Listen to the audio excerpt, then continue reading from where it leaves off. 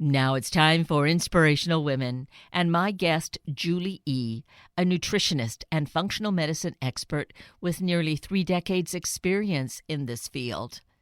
I think, sadly, that most of us can feel off, just not functioning to our best, and find there are persistent low energy or brain fog days. You'll be happy to know that there's a solution and that it's one without a lot of possible side effects and cautionary notes. Let's learn some simple and wonderful techniques from Julie E. Julie E., good morning, and thank you so greatly for being with us today. Nice to be here. Thank you, Kate. Well, I am really grateful that we are having this opportunity and also thankful that you're doing the work that you are in terms of holistic health. And what came to my attention in our setting up this conversation was the fact that the headline, the bold headline, was "Beating Brain Fog Naturally." And I think this brain fog thing has become a little more a topic, or we have more awareness of it more recently, so often related to COVID, and that may certainly be a thing, but it's also something people have talked about in terms of forgetfulness, like where did I leave my glasses and they're sitting on top of my head, or where are those car keys, that sort of thing. So you're here to help us kind of navigate through this and have some good natural solutions, right? Yes, absolutely. And one of the things I always like to remind people is that energy is always in motion. We learned this in about 7th grade. It's always in motion, and your body is made up of energy. And energy just sometimes gets stuck in different places. You work out hard and your biceps are sore, so maybe other parts of your arm get a little tight, or the energy isn't flowing up and down the arm or from the head down to your fingertips so easily. So not to get discouraged by just little quirky things that happen today when they weren't present yesterday. I think the bigger picture, because we can deal with that, and I'll teach you something I call tapping and swiping, but the bigger picture is when it's consistent. When you have the same issue on an ongoing basis, that's when it's more of something that you want to look at and work to heal, whether it's to replace nutrients your body might be missing, and hence your body is not functioning properly, or to kill off something like yeast or other bacteria.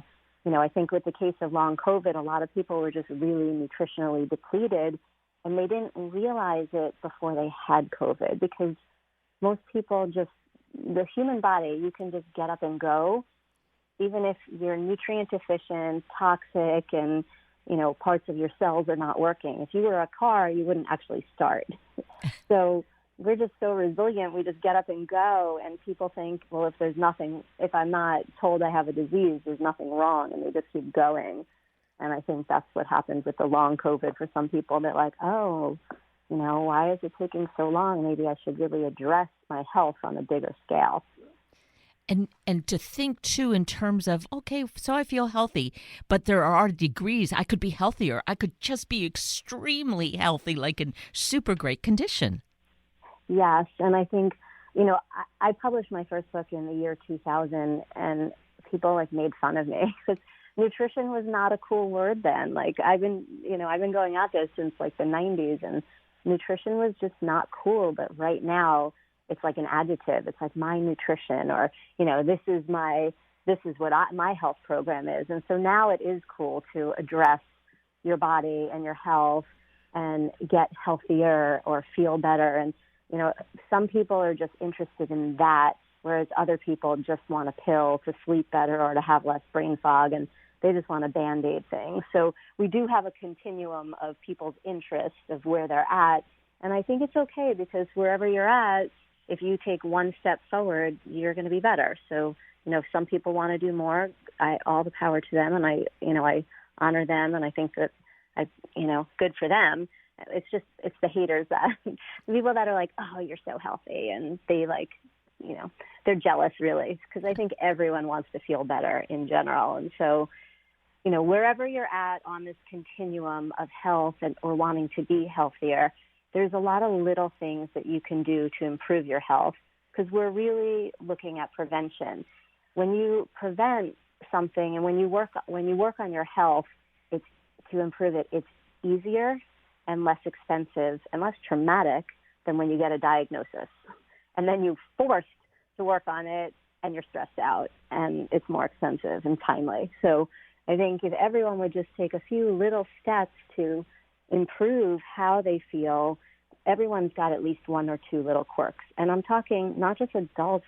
Yesterday I have a 9-year-old and a 10-year-old in my office, and they have health problems too, and even younger than that. I see 4-year-olds with stuff. So we're all, no one's immune to health stuff, that we all have a little something we can do to improve ourselves. And the long-term brain fog, one moment, like, where are my glasses? And then I realize they're on my shirt or they're on my head. Like, that might just be out of distraction because the phone rang, someone is here, I'm unpacking groceries.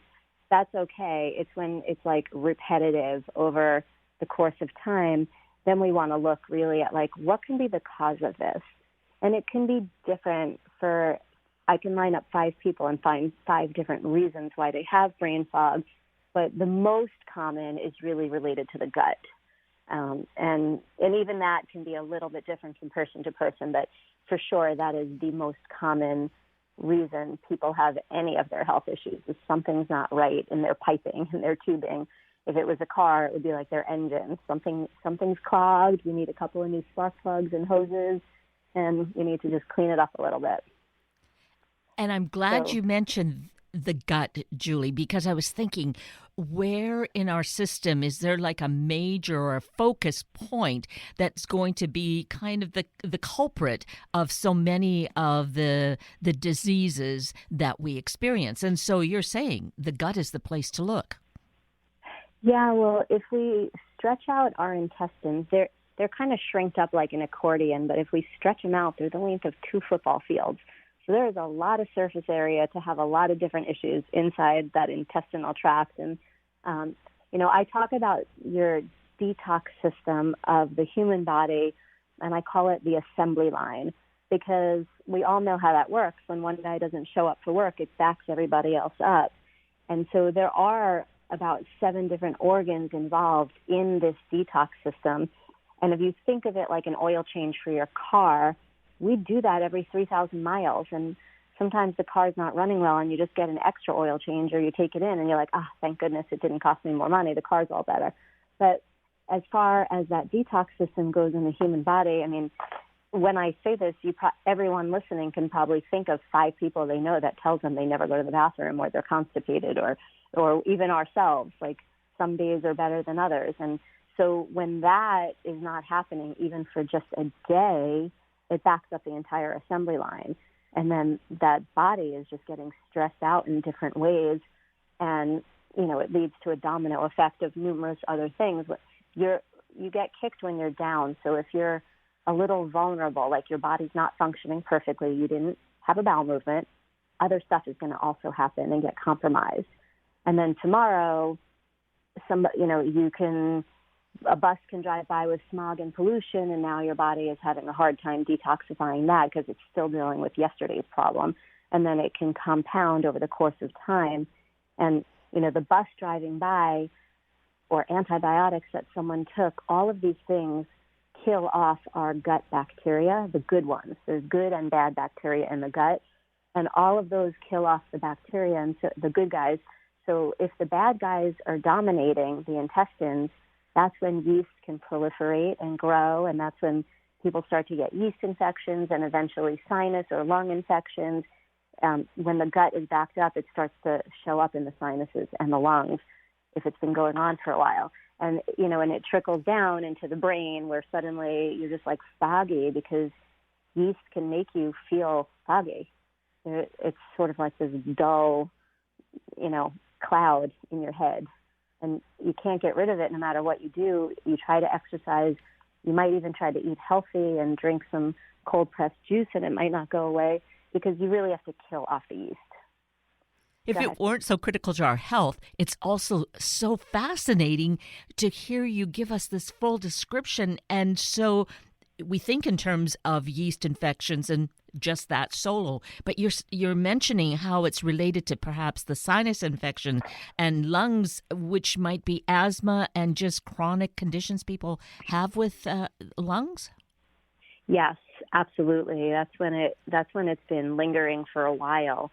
You know, kind of like how I said about that domino effect. If your gut is getting backed up and you're having yeast in the gut, it's going to eventually clog up the kidneys. You know, your body's going to be trying to fix this problem, and let's say for example you needed 50 units of vitamin C to fix this problem in your gut, but your gut is all tapped out of vitamin C. It's going to start stealing vitamin C from other places in the body, and now those are going to start getting weak and depleted, and you're just going to end up with issue on top of issue. And that's really what happens. We think of that more when someone takes a pharmaceutical. They might take something for cholesterol, and then they end up with stomach problems, and then they take something for stomach problems, and they end up with blood pressure problems. So it's not just with medicines, it's just also the way the body works. It's trying to heal. The body is a very smart machine. If you put a cast on your arm because the bones are broken and you do nothing healthy, it will still heal, right? I mean, we all know people like that too. So the body is always going to try to fix itself. But in today's society, there's so many more toxins and pollutants and things in the food, in the air, and the chemicals. And so the organs, the detox organs, just easily get overloaded. And that's the bottom line. We need to do our 3,000-mile oil change for our body more regularly. That's how you stay healthy for a longer time and for the rest of your life. Because I drop a lot of things when I'm speaking about all these negative things about the planet and the pollution and the toxicity and the over use of antibiotics and all this stuff. But if you keep your detox system, aka assembly line, healthy and flushed on a regular basis, you end up with less problems. But when you do have problems and you really need to treat it, then there's my favorite product that I would recommend, because it really works across the board for so many people for all kinds of gut stuff, is a product called Gut Care by Colorex with a K, because it kills off the yeast. It's a natural remedy. There's no additives or toxic tag-alongs in it. It comes straight from a plant. And when you kill off the yeast naturally that way, you're not harming any of the other organs or glands. You're not now blocking the stomach from working properly or, overloading the kidneys or other parts of the body. You're killing off the yeast. And, even if you don't know if you have yeast, I would say it's so common. It's worth a try if you have no other source of help. Like if you don't have a practitioner, you're not getting assessed on a regular basis, you just try this product because it's inexpensive. It will cause no harm if you don't need it. And it could make you feel a lot better. Because the other thing about yeast is that when it goes into heavy metals, and I won't go too detail into that, but there's heavy metals in the chemtrails and in the sky and the smog, and it's just metals are everywhere. They're part of the pollutants, and when your body is exposed to a lot of them, what it does is it builds up a lot of yeast to protect you from the metals. So they work hand in hand in a negative way against you, and so killing off the yeast is probably a great idea for everyone, because we're all exposed to these toxins in the air. So that's bottom line. We may not notice anything kind of off in our body for who knows what reason, but the thing is, it just hasn't really manifested itself. We are definitely all impacted, right? Exactly, because there's, the case of people that only get sinus infections like in the fall, when the wind blows or whatever their allergies or symptoms are, if it happens once a year, twice a year, it's permanently in your body. It's just dormant until there are certain conditions. And so a lot of people have things that are dormant or sort of hidden in their body. It's not in your day-to-day issues, but it's still in your body, and we can still benefit by killing it off. I've had many people that I've worked with for years, and I go back to their original paperwork from the first day they came 5 or 10 years ago. And I'm like, oh, sinus infections. And they're like, haven't had one in 10 years. Or, allergies, haven't had that. Like I go, and we didn't really, I wasn't focused on that as like a topic most of the time in their health program for years. It's just as you improve your body, you have less and less issues, regardless of what we're treating, because we're either treating specifically the yeast or metals, or, we might treat the sinus or the yeast for a month or two, but then just in the process of helping your body get stronger, all those underlying conditions start to disappear. And that's the point that I wanted to make. So it doesn't hurt to treat things, even if you just suspect them. It might if it's through pharmaceuticals that we all hear, the commercials with all the side effects. But if it's something that has no negative side effects other than making you go to the bathroom and feel better, then, why wouldn't you try it? Exactly.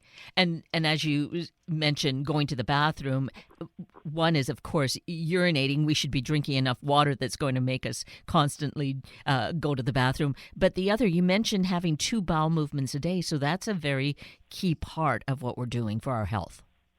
Yes. Most of us know that babies' diapers have to get changed all day long because they're always going to the bathroom. It doesn't change just because you're 10 or 30 or 50. We're supposed to eliminate. We eat food and drink nutrient, liquids, green juice or whatever we put in our body. And our body digests, processes, filters, absorbs, and excretes the waste. And if you are not excreting the waste, it will recirculate and cause more problems.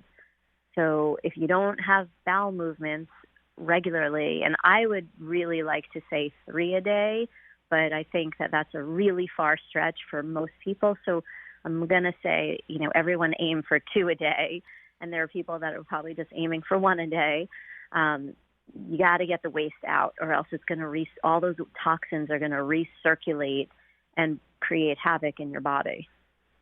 And when it comes to a bowel movement, we really don't want to rely on pharmaceuticals, things like an X-Lax for that purpose, right? If you're in a dire need because you have not gone to the bathroom for days, no matter what, I want it to get out of your body. But things like X-Lax or the diuretics tend to wipe a lot of nutrients out of your body also.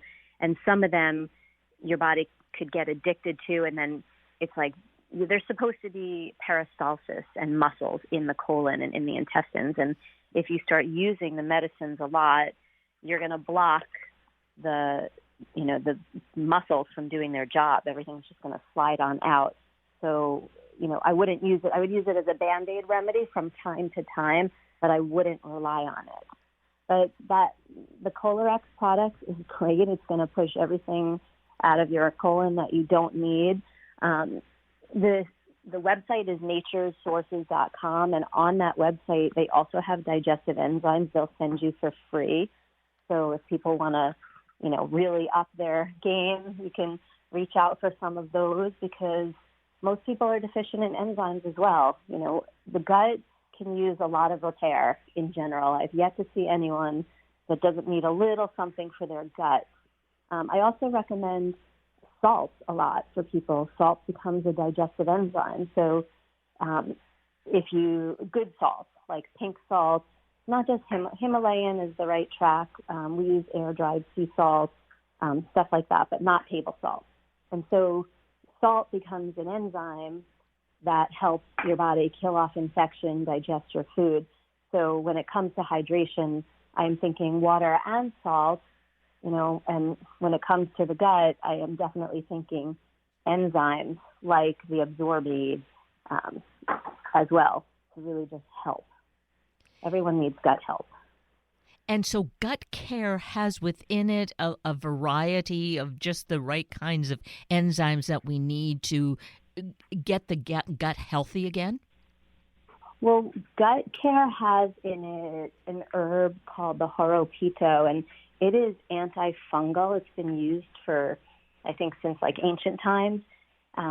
It's called Gut Care Candida Balance. And it kills off the candida, and it helps the gut in a variety of ways. But the absorbate is the digestive enzyme that I was mentioning. And I didn't mean to confuse anybody. I was just saying, I think people should focus on the gut care first to get rid of the yeast. But if they're wanting to go a little further and really just improve their digestion, then pick up some of the free samples of absorbate, because it will help you digest and absorb nutrients. Great. You mentioned earlier on, Julie, about tapping and swiping being a technique, I guess it is, to help us. Yeah, I'm glad you brought it back up because I didn't get back to it yet. If you literally take your first two fingers, your pointer and your middle, and you tap on your chest, and then you go from everywhere. Well, let's start on the top of the head. Start on the top of the head and just tap like the whole time that I'm talking and breathe out. And then you're basically, it's almost like as if you were washing your hair or your body. You pretty much cover every part of your body. Go down the head, around the eyes, and just keep breathing out. Get to the chest and the neck, breathing out, and keep going down all the way to the pubic bone. Get everything on the front of the body. Go over and under the chest. Under the right breast is where the liver and gallbladder are, and I think we all know where our stomach and intestines are. It's like the lower half, all the way before the pubic bone. So this is tapping, and think of it like you're beating the dust out of a pillow. And then take a break for a second and just breathe out. Most people feel like it's like a little workout, but we're moving energy. It's like a workout for your organs. And now take your right hand, obviously if you're driving, and put it on your left shoulder and wipe sand off of your arm all the way down past your fingertips. And then do the entire circumference of that left arm. And just do the left arm for a moment and breathing out and breathing out and breathing out. This is actually just another energy treatment, and it's just moving the energy out of your body through the subtle body.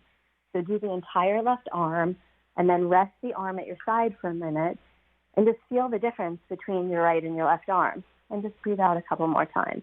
Usually the arm that you just swiped feels lighter and longer. Now you can go ahead and do the other arm. So it's this subtle little thing. We always have our breath and our hands with us, and this is how we can move energy. So if you wake up and you have a headache, you do some tapping and swiping, and every time I teach an in-person conference or online, I teach this because instantly people feel better. And then you can also do the back side of your body, and you can download the whole directions off my website if you want. My website is Julie E. Health, not to confuse anybody from nature sources. So tapping and swiping is how you move energy, because energy is always in motion, and when it gets stuck is when the day-to-day problems arise. So when you do tapping and swiping and you breathe out and then you go, oh, I feel pretty good. I'm not sure if you tried it while we were talking, Kate. Yes, I was doing a bit of it, but sitting here was a little challenging. But I want to now take this with me and practice it. But it also brought up the question, do you do this on babies? Yes. So when you're hugging babies and little kids, you're kind of gently doing it while you hug. You can do it purposefully, but little kids start to be like, get off me. So you kind of do it when you're hugging them. You tap on their kidneys. You swipe down their arms and their legs. Absolutely. When my son was little, we were taught to do this like massage in the direction, clockwise direction on the intestines. And that when you're facing him, you're clockwise to the person. So that's to help. That's because energy moves that way through the intestines and then down the left leg. So it's the same idea that I was taught almost 20 years ago, just to do on a little baby, but now you can do it on your entire body. You can do your dogs and your cats. Swiping down the arms and legs is so calming and soothing, and everyone feels better. You have your people that won't admit it, but they feel lighter or more clear, or some people feel energized, some people feel more soothed and relaxed. So the comments are across the board, but the bottom line is we've moved energy, and your little quirky pains or possibly your brain fog has dissipated for the moment. And so if you are having brain fog, I really recommend to tap around the neck and then swipe down the arms and see if that helps. So if it helps for the moment, then you've just moved energy. And if the problem comes back in like an hour or two, that's when you really need to take the nutrient or do something on a bigger level, because it wasn't just a momentary issue. It's like an underlying thing that you have going on in your body. And one other question, babies make sense. I love that we can use it on our pets and our animals. What about someone who is bedridden, who maybe is elderly, but maybe not, but wouldn't be able to do it for themselves? Can you do it for another person?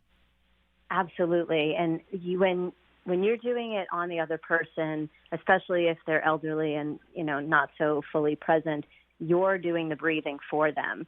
You're like their parent.